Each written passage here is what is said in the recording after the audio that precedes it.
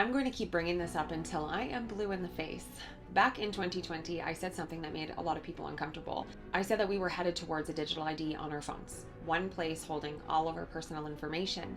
And yes, I am aware that a lot of our information is already digital, but right now we still have alternatives. We can still opt out. We can still choose a passport, a driver's license, a physical form of identification that exists outside of a digital system. We still have a choice. But once that choice is gone, that is when control will set in. When identity lives in one place managed by one system, compliance stops being a discussion and it starts being a requirement, something that can be turned on or restricted without our consent. Nobody believed me. Not strangers, friends, not even my own family. They thought I was being dramatic or paranoid, and honestly, they thought I lost my ever-loving mind. But here's the thing. I didn't predict the future. I just stopped relying on the media to tell me what was happening. I paid attention to patterns, to pilot projects, policy papers, tech trials, language, that one's a big one, optional, voluntary, for now. That is how you see what is coming.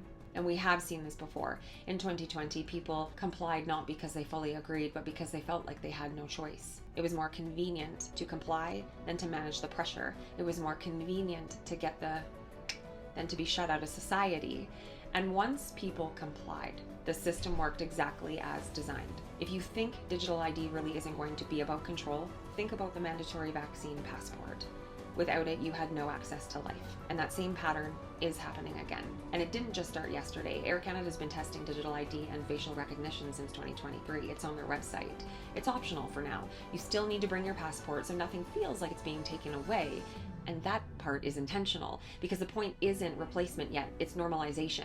Getting people used to scanning their face, to using identity living in an app, getting people used to access being mediated by systems. And now look around. Airports, banks, apps, biometric verification is everywhere. And this isn't just technology expanding because it always will. This is behavioral conditioning, teaching people that opting in makes life easier and opting out makes life harder. And once enough people comply because it is easier, the question becomes simple. What happens when it is no longer optional? Because if access is digital and identity is digital and participation requires compliance, what happens to the people that say no? Have you already forgotten? Because we already lived this. And while people are already used to all of this, the Government of Canada quietly rolled out the digital ID in December, and it is now available to download on Google Play. There was no headlines because systems like this don't arrive with force, they arrive politely. So no, I didn't predict the future. I watched what was being tested, not what was being announced. And now the thing that people laughed at me for in 2020 is sitting quietly on all of our phones. It's still optional for now. Again, that's how normalization works. And that phase is already happening.